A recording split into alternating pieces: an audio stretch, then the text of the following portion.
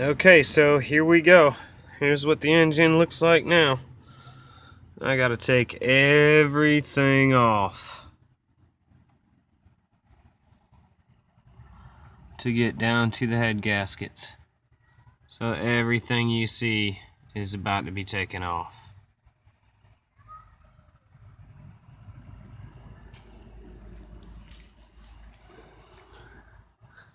Gonna be a project, but I ain't scared.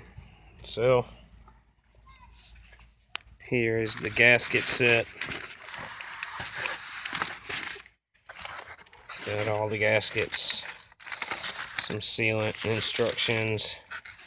Gasket, gasket, gasket, gasket, gasket everywhere. Let's seal it. Alright.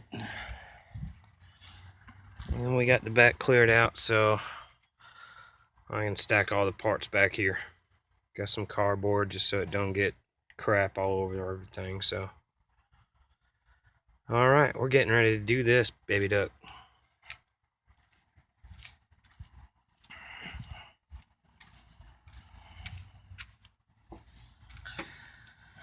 Okay, everybody. We'll post another one soon. Y'all take care.